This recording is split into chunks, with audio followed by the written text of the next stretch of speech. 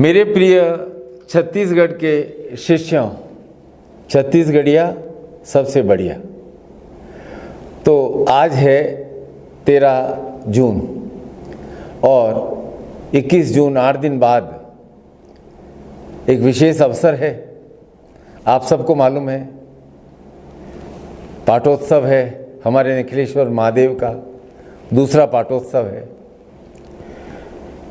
एक बात याद आती है मुझे, पिछले 50 वर्षों से मैं देख रहा हूँ कि जब हम शादी का निमंत्रण भेजते हैं तो पहले उपश्री गणेशाय नमः लिखते हैं और फिर 2 पंक्तियाँ लिखते हैं कि भेज रहे हैं नेह निमंत्रण प्रियवर तुम्हें बुलाने को, हे मानस के राजहंस तुम भूल न जाना आने को।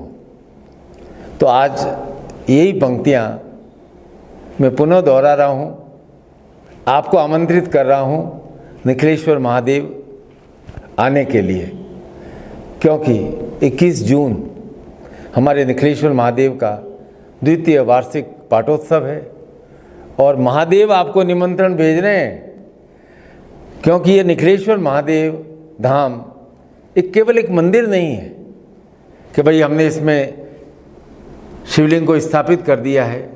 यह स्थान तो हमारी आस्था, हमारे परिश्रम, हमारे संगठन का प्रतिरूप है, स्वरूप है।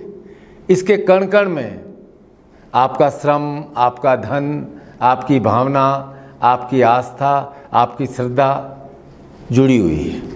इसलिए मैं स्पष्ट कहता हूँ कि निखिल शिष्यों के लिए यह तीर्थ स्थान है।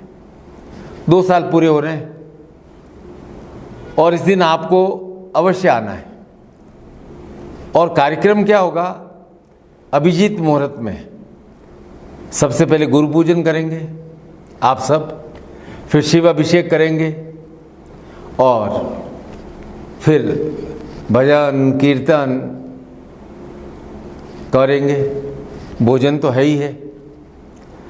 अब इसमें विशेष बात क्या होगी कि इस कार्यक्रम में आपका आना गुरु के प्रति आपकी भक्ति, शिव के प्रति आपकी श्रद्धा को प्रकट करेगा। एब्सेंट नहीं हो सकते हो और निरंतर शिव अभिषेक आवश्यक है। इसलिए शिवलिंग को कभी शुष्क नहीं रहता है, उस पर चाहे बूंद बूंद धार गिरे, निरंतर धार गिरे, यह सदैव सरस स्निग्ध रहता है। और यही शिवलिंग, यही शिव आपके मन में भी स्थापित है, उस पर भी आप नित्य प्रेम की धारा का अभिषेक अवश्य करते रहें।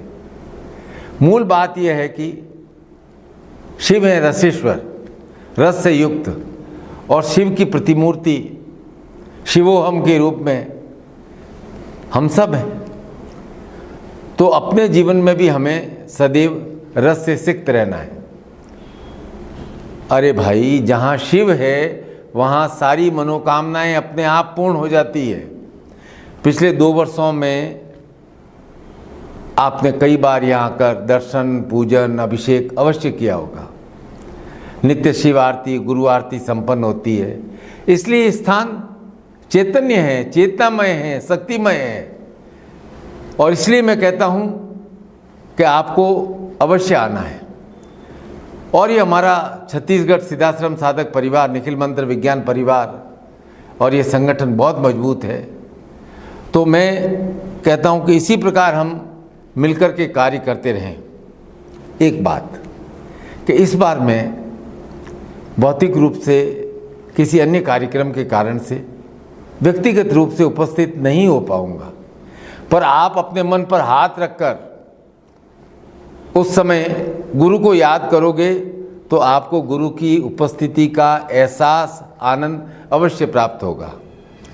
कार्यक्रम पूर्ण श्रद्धा के साथ, पूर्ण भक्ति के साथ और भव्यतम रूप में संपन्न करना है। कई बार आपको कहा है और फिर कह रहा हूँ कि निखिलेश्वर महादेव आपके हैं। इस स्थान पर आपको निरंतर आते रहना चाहिए, यह मेरा अनुरोध है।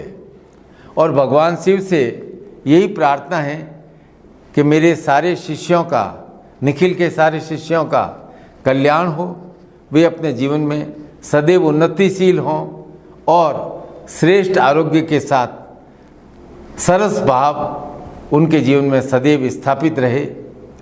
निकलेश्वर महादेव के आगे की हुई कोई भी कामना अधूरी रह ही नहीं सकती है भाई, ये गुरु का वचन है।